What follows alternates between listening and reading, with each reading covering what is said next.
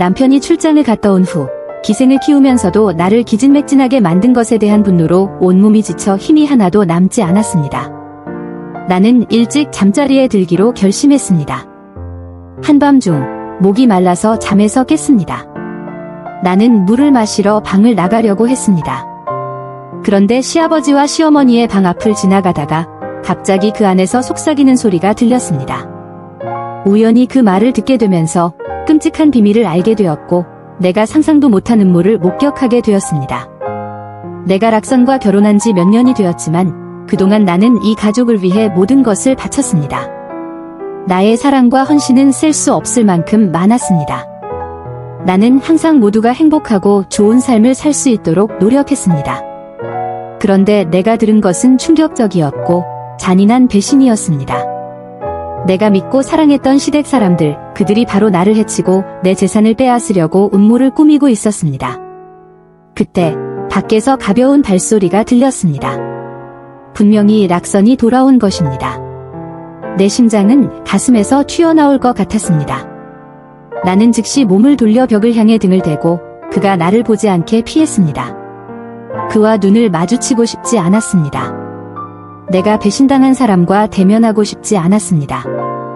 음모를 꾸미고 있는 그 사람, 락선은 조용히 방에 들어와 침대 옆에 서 있었습니다. 그의 발걸음은 매우 의도적이고 조용했습니다. 나는 그가 내가 무엇을 알아챘는지 확인하려고 하고 있다는 것을 알았습니다. 나는 완벽한 연기를 해야만 했습니다. 나는 고요히 숨을 쉬며 깊이 잠든 척하며 완벽하게 침묵을 지켰습니다. 그는 무엇을 더 하려고 하는지 지켜보기 위해. 연기. 정말 대단한 가족들이군요. 잠시 후 아무런 이상한 징후가 없자 그는 다시 방을 나가며 문을 조심스럽게 닫았습니다. 만약 그 음모의 말을 듣지 못했다면 나는 그의 세심한 배려 덕분에 따뜻한 마음을 느꼈을 것입니다. 그러나 지금은 그 모든 것이 나에게 혐오와 경멸만을 불러일으켰습니다. 나는 이렇게 고요한 가정 속에서 겉으로 보기에는 선하고 온화한 사람들일 수 있다는 사실을 전혀 생각하지 못했습니다. 그들이 이렇게 속이고 연기를 잘했을 줄은 상상도 못했습니다. 좋습니다. 나는 끝까지 싸울 것입니다. 누가 마지막에 웃을지 두고 보겠습니다. 조용한 방에서 한참 동안 시간이 흐른 후 나는 조심스럽게 침대에서 내려갔습니다. 맨발로 차가운 타일 바닥에 발을 딛자 발소리는 거의 들리지 않을 만큼 미세했습니다. 나는 락선이 작업실에 있다는 것을 알았습니다. 과거에는 너무 순진해서 아무것도 의심하지 않았습니다. 그가 밤늦게까지 작업실에서 일하고 돌아오는 날이 많았지만 나는 그가 바쁜 업무에 집중하는 거라고만 생각했지 절대 의심하지 않았습니다. 하지만 오늘은 달랐습니다. 나는 이제 모든 것을 알았습니다. 그들의 진짜 얼굴을 깨닫게 되었습니다. 우리 세 사람은 내 집에서 살고 내가 번 돈으로 먹고 살고 내가 가진 모든 재산을 사용하고 있습니다. 그들이 나를 배신하고 나를 집에서 쫓아내려고 음모를 꾸미고 있는 것입니다. 아마도 그가 죄책감을 느껴서 그런지 락선은 작업실 문을 잠갔습니다. 그 덕분에 나는 어두운 대화를 듣게 되었습니다. 예전에 건설회사를 운영했던 나는 이런 작은 술수들을 가볍게 여겼습니다. 그러나 이제는 그 덕분에 그들의 더러운 속셈을 알게 되었습니다. 그저 그 대화 내용이 나를 거의 토할 뻔하게 만들었습니다. 나는 너를 사랑해. 너무 그리워서 잠도 못 자겠어. 저녀는 뭐야? 돼지처럼 자고 있는데 팔아버려도 전혀 몰라. 걱정 마. 난 그녀에게 아무것도 안 할 거야. 난 오직 너에게만 감정이 있어. 락선이 다른 여자와 이야기를 나누고 있습니다. 그 달콤하고 가식적인 말들이 나를 혐오하게 만들어 토할 것만 같았습니다. 이제 충분히 들었어요. 더 이상 듣고 싶지 않습니다. 나는 바로 얼굴을 돌려 그의 말에 반응하지 않고 침착함을 유지해야 했습니다. 모든 일에 철저히 준비할 필요가 있었습니다. 나는 그들을 내 별장에서 쫓아내고 한 푼도 주지 않겠습니다. 그들이 나를 돈 많은 바보로 보고 쉽게 속일 수 있다고 생각하는군요. 좋아요. 나는 그들이 원하는 대로 바보 역할을 해주겠습니다. 말 타고 공연 보러 가듯 누가 마지막에 웃을지 두고 보겠습니다. 다음 날 아침, 내가 눈을 뜨자 락서는 여전히 내 옆에 있었습니다. 그는 아무 일 없다는 듯이 내 품에 안겨 있었습니다. 나는 몸을 돌려 일어나 옷을 갈아입을 준비를 했습니다. 락서는 내 허리를 감싸 안고 달콤하고 애교 섞인 목소리로 말했습니다. 여보, 아직 일찍이야? 조금 더 자자. 나는 그에게 뺨을 때리고 싶을 만큼 분노를 참으며 그 손길을 떼어냈습니다. 오늘 아침에 회사에 급한 일이 있어요. 락서는 안타까운 듯한 표정을 지었습니다. 여보, 이렇게 힘들게 일하지 마. 왜 다른 여자들처럼 집에서 쉬면서 즐기지 않아요? 요즘 많이 말랐잖아요. 그가 회사 관리를 도와주겠다는 말은 처음이 아닙니다. 과거에는 그 가능성에 대해 조금 기대했지만 어젯밤 내가 들은 것과 본 것을 통해 나는 그가 어떤 사람인지 알게 되었습니다. 나는 절대로 그에게 속지 않을 것입니다. 그가 나를 배신하고 나를 도와 돈을 세게 만들려는 그런 사람이라는 걸 알았습니다. 과거에는 너무 순진하고 무지하고 눈이 멀었고 잘못된 사람을 선택했지만 이제 그런 일은 완전히 끝났습니다. 나는 더 이상 고개를 들고 그를 볼 필요도 없습니다. 모든 것이 이미 명확합니다.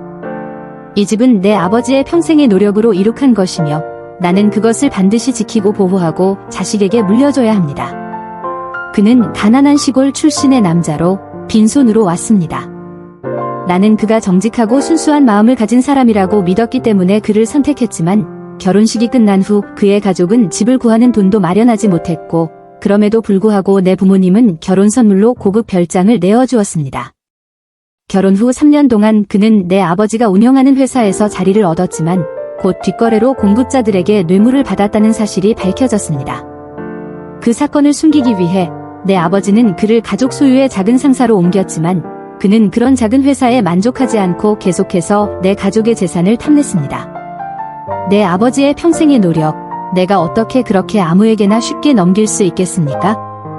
그럼에도 불구하고 그는 여러 번 그 일을 제안했지만 나는 결코 동의하지 않았습니다. 그가 이렇게 비열하고 천박한 인간일 줄은 몰랐습니다. 세수 후 나는 아래층으로 내려갔습니다. 시부모님은 일찍 일어나셨고 가정부는 식탁에 아침을 준비해 놓았습니다. 시어머니는 아무 일 없다는 듯이 여전히 친근하게 나를 부르며 말했습니다. 자기야, 아침 먹자. 예전에는 아무리 바빠도 시간을 내서 함께 아침을 먹으려고 했지만 오늘 아침 나는 먹고 싶지 않았습니다. 아니, 차라리 내가 참지 못하고 그 음식을 다 쳐낼까 봐 두려웠습니다. 나는 침착함을 유지하려고 노력하며 그녀를 한번 쳐다보고 작은 목소리로 말했습니다. 회사에 급한 일이 생겨서 저는 안 먹을게요. 먼저 갈게요. 문을 열고 나가자. 시부모님은 서로 눈빛을 교환하며 기쁨을 감추지 못하고 웃었습니다. 나는 마음속으로 다짐했습니다. 그들은 이 기쁨을 누리며 즐기겠지만 언젠가는 후회하고 울게 될 것입니다. 그 대가는 반드시 치르게 될 것입니다. 회사에 도착하자마자 나는 비서에게 락선의 최근 행적을 전부 조사해보라고 지시했습니다. 어젯밤 나는 문틈으로 그들의 대화를 엿들었지만 소리가 명확하지 않아 아직도 몇 가지 중요한 사항을 직접 파악할 필요가 있었습니다. 직후 저는 보조에게 연락하여 제 짐을 집에서 정리해 주도록 요청했습니다. 특히 귀중한 보석들을 회사로 가져오라고 했습니다. 그 집은 더 이상 한순간도 있고 싶지 않았고 그들 셋의 가식적이고 엉망인 얼굴을 다시 보고 싶지도 않았습니다. 곧바로 락선이 전화해 왔습니다. 여보, 출장 가는 거야? 예전에는 그게 관심인 줄만 알았지만 이제는 그저 구역질이 날 뿐입니다. 하지만 아직 그를 드러낼 때는 아닙니다. 저는 속으로 느껴지는 역겨움을 삼키며 억지로 말했습니다. 지방 프로젝트가 좀 문제가 생겨서 가야 해. 그쪽에서는 그가 가식적으로 관심을 보였습니다. 여보, 건강 잘 챙기고 조심해서 가. 잘 먹고 잘 자. 만약 어젯밤 그의 진짜 모습을 듣지 못했다면 이 대화를 듣고 모든 사람이 그를 신경 쓰고 아끼는 남편으로 생각했을지도 모릅니다. 저는 더 이상 그가 연기를 하는 걸 듣고 싶지 않았습니다. 차갑게 전화를 끊으며 말했습니다. 바빠. 끊을게. 수년간 사업에서 싸워온 경험이 있으니 누군가를 이기려면 그들의 약점을 정확히 공격해야 한다는 걸 잘 압니다. 증거가 확실하게 나오기 전까지는 차분함을 유지하는 것이 최선입니다. 너 나를 배신했지. 락선, 나에게 무자비하게 대하지 마. 곧 그가 다시 메시지를 보냈습니다. 여보, 너 귀금속도 다 가져갈 거야? 저는 속으로 냉소를 흘렸습니다. 안 가져가면 그 집안 사람들한테 줄 거야? 저는 단 한마디로 대답했습니다. 손님 맞이해야 하니까. 그는 계속해서 위챗으로 메시지를 보냈지만 저는 읽을 기분도 없었습니다. 그냥 무시했습니다. 지금은 그때가 아닙니다. 저는 그를 의심하지 않게 차단하지도 않았습니다. 곧 보조가 작성한 자세한 조사 보고서가 제 책상에 놓였습니다. 락선이 제가 출장 중에 자주 방문한 장소 목록을 보면서 제 가슴이 꽉 짓눌리는 것 같고 고통스러웠습니다. 락선, 넌 나한테 그런 배신을 할 수 있니? 락선이 자주 가는 4곳의 장소는 모두 도시 외곽의 고급 아파트들이었습니다. 그 아파트들은 제가 결혼 전 이미 구매한 것들로 한 푼도 빌리지 않았습니다. 처음 설계도부터 완성된 세부 인테리어까지 모든 것은 제 힘과 시간, 그때의 어려운 시절 동안 제가 모은 돈으로 만든 결과물입니다. 하지만 결혼 후 그 따뜻했던 아파트는 비어 있었습니다.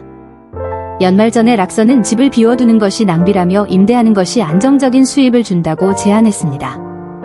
당시 저는 전혀 의심 없이 동의하고 그가 알아서 처리하라고 했습니다. 마음속으로는 그를 전적으로 믿었습니다. 하지만 그가 제 집을 빌려서 다른 여자를 숨기려고 한 사실을 알게 된 것은 상상도 못한 일이었습니다. 그때 그가 제게 다정하게 설명하던 기억이 납니다. 그가 집을 임대한 사람은 최근 졸업한 학생이어서 어려운 상황에 처해 있고 임대료가 저렴하다고 했습니다. 그의 사랑과 진심을 믿었기 때문에 저는 그 말을 믿고 집만 깨끗이 유지하면 임대료가 조금 낮아도 괜찮다고 말했었습니다. 제 가족도 부족함이 없으니 그 정도는 문제가 되지 않았습니다. 지금 돌이켜보면 그때 저는 얼마나 멍청했는지 깨닫게 되었습니다. 그가 보여주었던 화려한 외모 뒤에는 자신의 돈을 아끼기 위한 술책이 숨어 있었던 것입니다. 그 생각을 하니 분노가 치밀어 오릅니다. 저는 곧바로 전화를 걸었고 그가 받자 그의 목소리가 울려 퍼졌습니다. 여보, 이렇게 빨리 나를 그리워해? 분노가 저를 압도했지만 저는 차갑게 말했습니다. 예전에 임대한 아파트 계약서를 보내줘. 락선의 목소리에서 경계가 드러났습니다. 그게 왜 필요해? 저는 이미 이유를 준비하고 있었습니다. 계약 기간을 확인하고 싶은데 친구가 그 집을 임대하려고 해? 그는 즉시 변명하기 시작했습니다. 어디 두었는지 기억이 안 나서 좀 찾아봐야겠어. 저는 그에게 기회를 주지 않고 차갑게 말했습니다. 빨리 찾아봐. 내 친구는 임대료를 2배로 줄 거야. 그 연극은 누구나 다 알 수 있지 않겠습니까? 입만 열면 해결되는 일이니 한 푼도 들지 않습니다. 곧 계약서가 위챗으로 전달되었습니다. 저는 그것을 자세히 확인했습니다. 계약이 끝나려면 3개월 남았다는 것을 알게 되었고 그 계약서에 적힌 임대료는 수정된 흔적이 있었습니다. 800에서 2000으로 변경된 것입니다. 그러나 해당 지역의 아파트 임대 시장 가격을 보면 최소한 3000이 되어야 합니다. 저는 곧바로 위챗으로 메시지를 보냈습니다. 계약 만료 후에는 연장하지 마. 내 친구가 그 집에 들어갈 거야. 락선이 어떻게 반응할지는 모르겠지만 그런 일들은 더 이상 제 관심사에 포함되지 않았습니다. 제가 출장 간다고 알려줬으니 그 집으로 돌아가지 않기로 결심했습니다.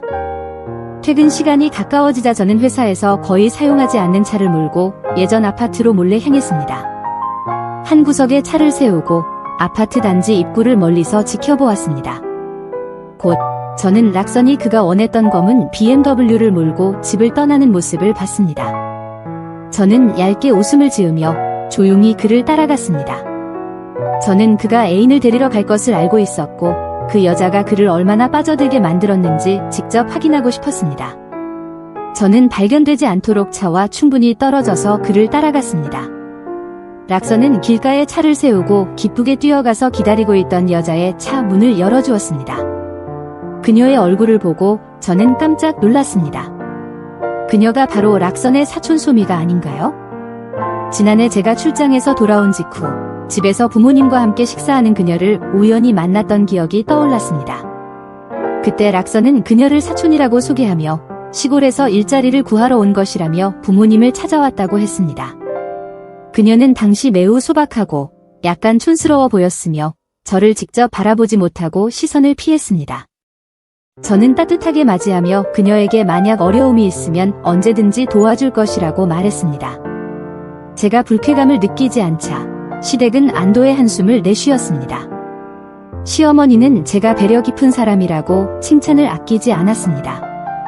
그러나 지금 다시 생각해보면 시어머니의 피하는 눈길과 남편의 불편한 태도는 이미 뭔가 이상하다는 것을 증명하고 있었습니다.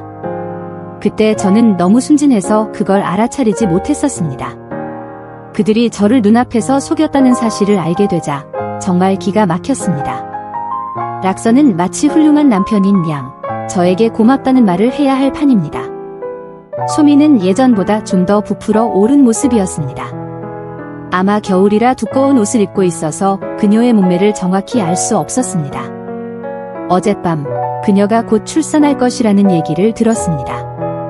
시간을 거꾸로 돌리면 아마 그 일이 시작된 건 그녀가 집에 왔을 때였을 겁니다. 그때부터 그들은 몰래 만나기 시작한 것입니다. 그렇게 생각할 새도 없이 락서는 빠르게 운전석으로 돌아가 엔진을 켰습니다. 저는 급히 차를 몰고 그를 뒤쫓았습니다. 그는 여러 거리를 돌아다니며 마지막에는 제가 예전에 살았던 그 아파트로 돌아갔습니다. 저는 멀리서 그가 소미를 데리고 계단을 오르며 다정하게 배려하는 모습을 보았습니다. 마치 그들이 진짜 부부인 것처럼 보였습니다. 그 장면을 보면서 저는 소름이 끼쳤습니다. 그제서야 깨달았습니다. 그들이 말했던 대학생과 새로 계약한 집은 모두 사기였다는 걸. 그들은 저를 바보로 보고 제 집을 데이트 장소로 사용했던 것입니다. 계약서도 사기였고 임차인 이름도 가짜였습니다. 그때는 너무 순진해서 아무것도 눈치채지 못했습니다. 하하, 정말 교활한 두 사람입니다. 그들에게 반드시 대가를 치르게 할 것입니다. 락선과 저는 대학 시절부터 알고 지냈습니다. 그 당시 저는 제 신분을 숨기고 평범한 대학생처럼 살았습니다. 락서는 저를 먼저 쫓아왔습니다.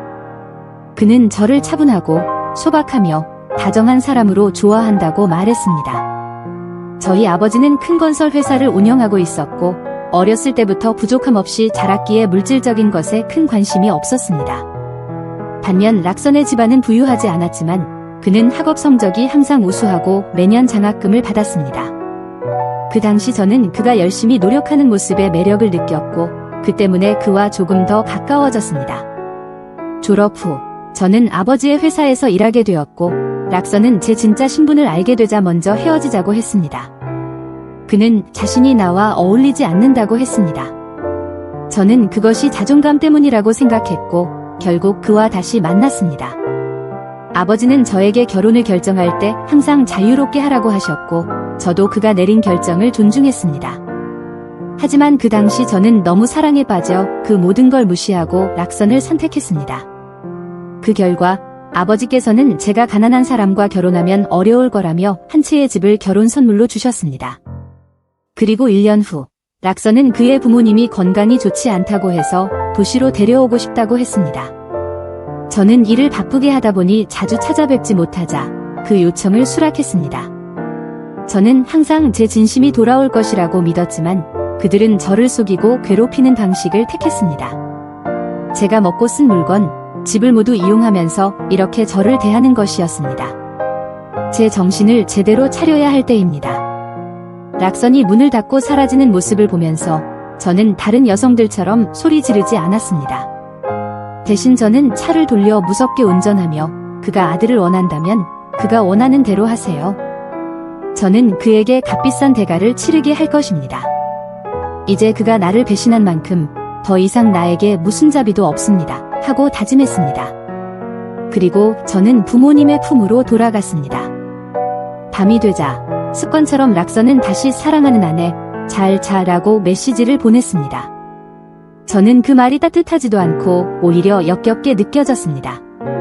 그릇에 담긴 음식을 보며 솥 속의 음식도 보며 그렇게 애정을 표현하다니 그가 어떻게 그렇게 기가 막힌 자신감을 가질 수 있는지 도저히 이해가 되지 않았습니다.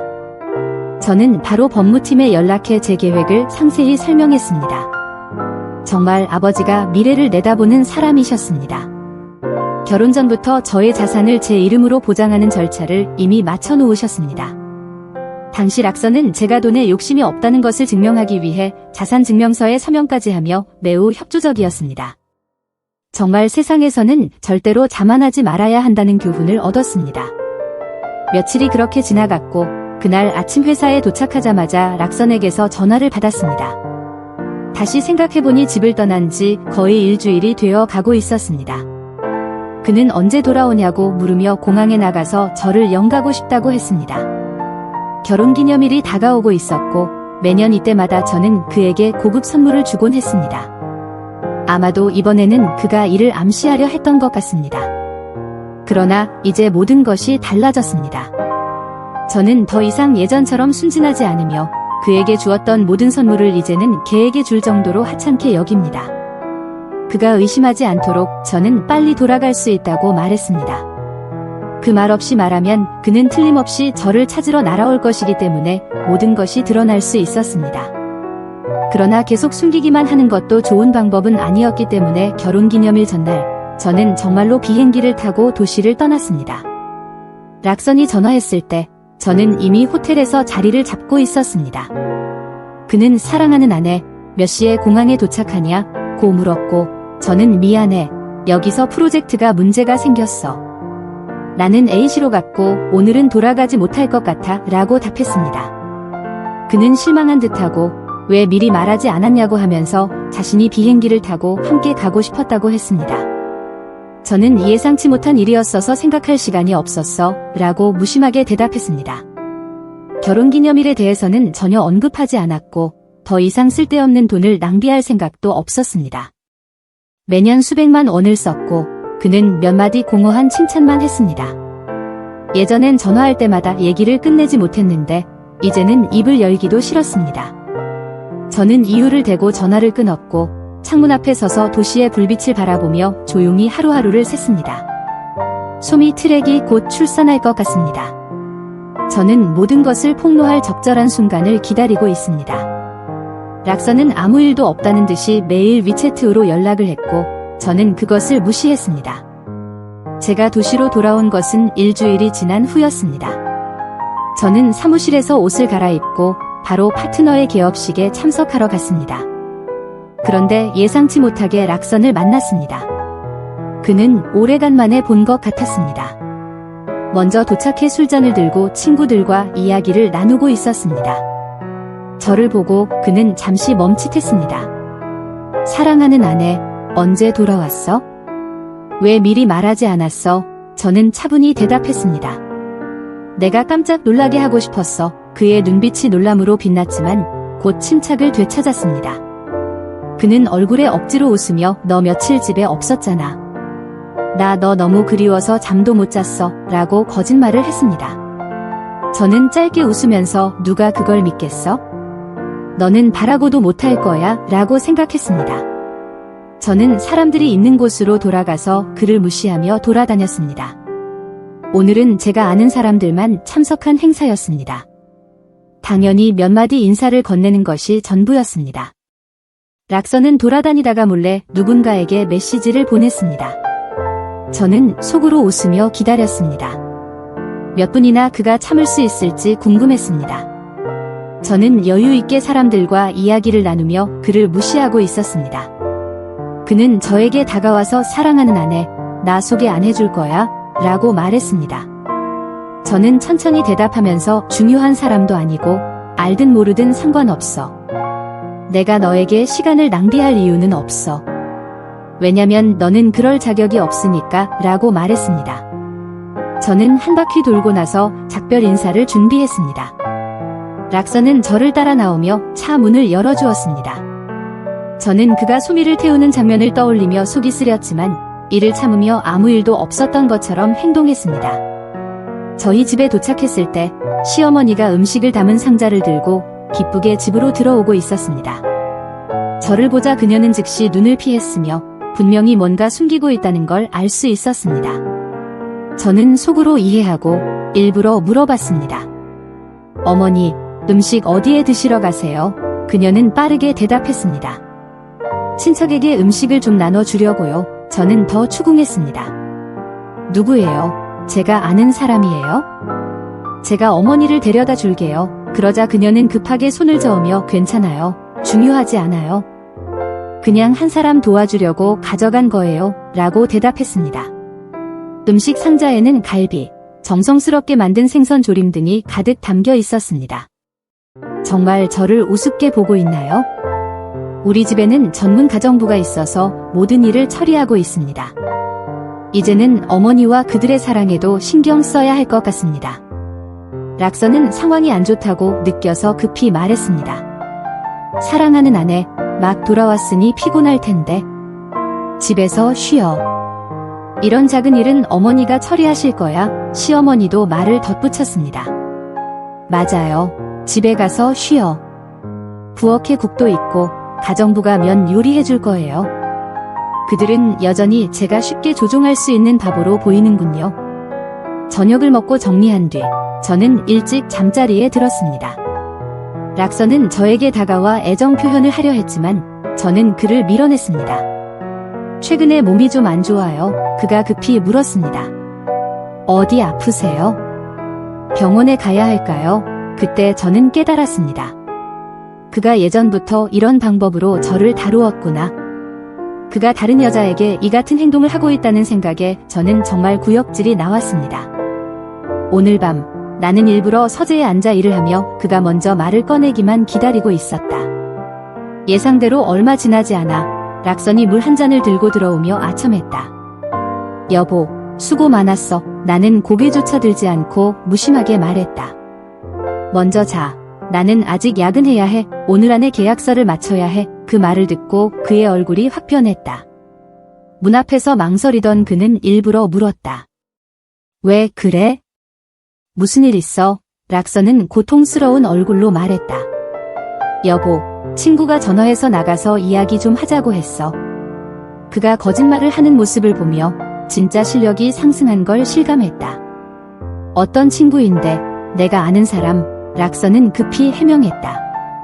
그 친구는 너랑은 모르는 사람이야.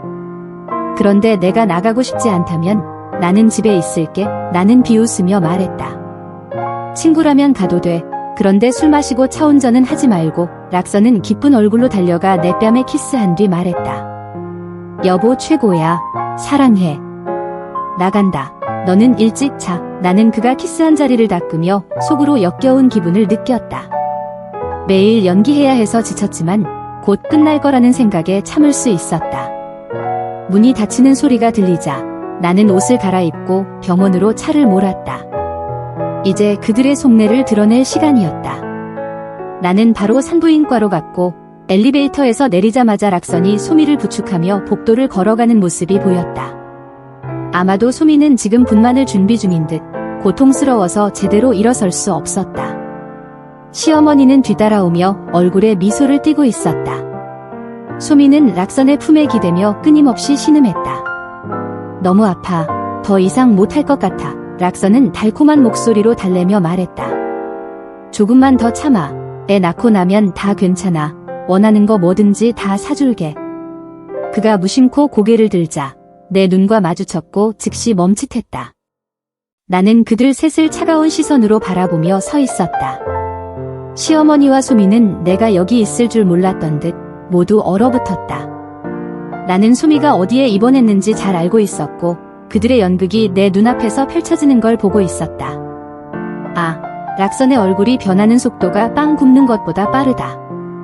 그는 소미를 급히 떼어내며 내게 달려갔다. 여보, 왜 여기 있지? 나는 손목을 살짝 튕기며 말했다. 내가 안 오면 이 멋진 사랑의 연극을 어떻게 볼 수 있겠어? 락선은 당황하며 말했다. 여보, 나 좀 들어줄래? 생각한 것과 달라 나는 무심하게 팔짱을 끼고 말했다. 그럼 편하게 말해봐. 나는 그를 침착하게 쳐다보았다. 락선은 약간 당황하며 고개를 숙여 말했다. 여보, 우리 집으로 가자. 집에 가면 모든 걸 설명할게. 나는 여전히 가만히 서서 차가운 눈빛을 보냈다. 집에 갈 필요 없어. 숨길 게 있으면 여기서 말하는 게 더 낫지 않겠어? 락서는 나를 쳐다보고 또 소미를 흘끗 쳐다보며 얼굴이 굳어졌다. 하지만 그 여자는 가만히 있지 않았다. 그녀는 약하게 투덜거리며 말했다. 오빠, 너무 아파. 이제 아기 낳아야 할 것 같아. 나는 비웃으며 말했다. 아파. 즐길 때는 결과를 생각 안 했니? 락서는 힘없이 작은 목소리로 말했다. 여보, 그렇게 하지 마. 나는 그가 말을 하려는 것을 끊었다. 내가 더 이상 여보라는 소리 듣는 게 싫어. 듣기만 해도 역겹다. 시어머니는 이를 참지 못하고 다가가서 소리쳤다. 누가 자기 남편한테 그런 말을 해? 나는 그녀의 말을 무시하며 말했다. 여기선 내가 말할 자리가 아니야. 이건 내 문제니까. 락서는 급히 시어머니를 제지하며 낮은 목소리로 말했다. 여보, 소미가 아기를 낳을 거잖아. 그녀는 여기 친척도 없고 엄마랑 내가 조금 도와줘야 해. 나는 비웃으며 말했다. 그냥 도와주는 거라고? 내가 믿을 거라고 생각해. 락서는 급히 고개를 끄덕였다. 그래, 단순히 도와주는 것뿐이야. 나는 비웃으며 말했다.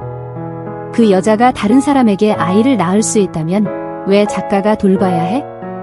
내가 왜 간섭해? 시어머니는 이미 화가 나 있었고 내 말에 더 격해져서 얼굴이 빨개졌다. 그녀는 내게 손가락을 치켜들며 고함쳤다. 너 뭐라 하는 거야? 소미는 내 가족인데 도와주는 게 뭐가 문제야? 나는 냉정하게 답했다. 가족이라고 말하면서 나한테 비밀을 지켰던 게 안 피곤했어?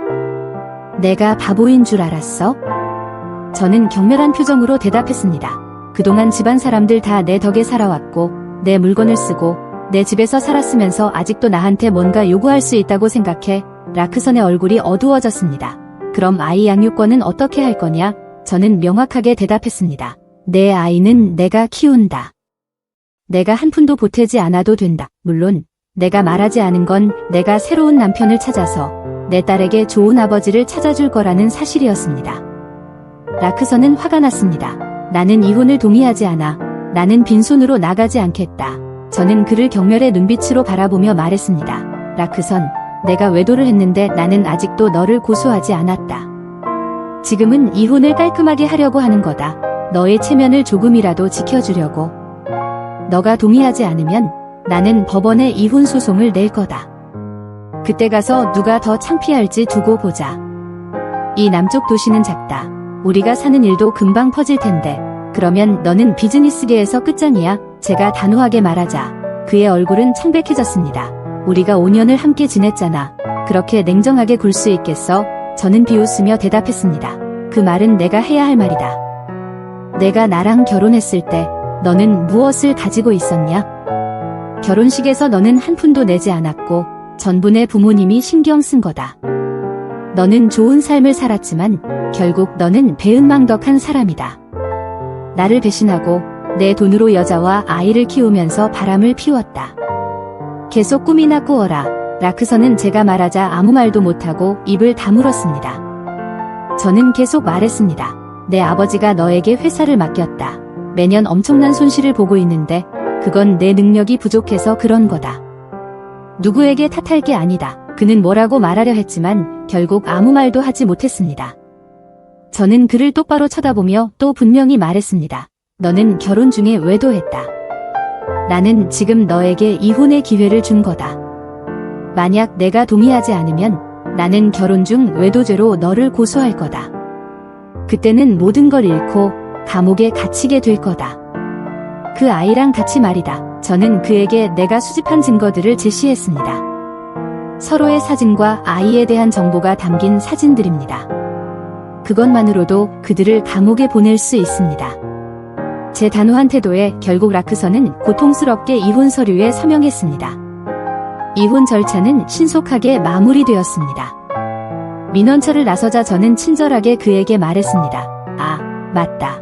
너랑 내 어머니의 물건은 내가 다 치워서 보안실에 두었다. 시간 있을 때 가서 가져가라. 잃어버리면 나는 책임지지 않는다. 그는 이를 악물며 분노의 목소리로 말했습니다. 너 정말 그렇게 냉정하냐? 내가 빈손으로 나가게 하려는 거냐? 저는 미소를 지으며 대답했습니다. 맞다. 나는 이 날을 오래 기다렸다. 이 결혼은 결국 나에게 한 명의 자식을 남겨줬으니 그나마 위안이 된다. 저는 차갑게 거절했습니다. 절대 안 된다. 우리는 이미 이혼했다. 그 사람은 이제 나와는 아무 상관도 없다. 그 여자는 더 이상 거만한 태도를 보이지 않고 목소리를 낮추며 애원했습니다. 어떻게 상관없을 수 있겠어?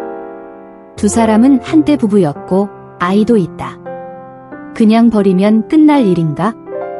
라크선도 울먹이며 말했습니다. 여보, 나에게 한 번만 기회를 줘. 내가 눈이 멀어서 그 여자에게 속았어. 그 아이가 다른 사람의 아이인 걸 몰랐어. 저는 냉소적으로 웃으며 대답하지 않았습니다.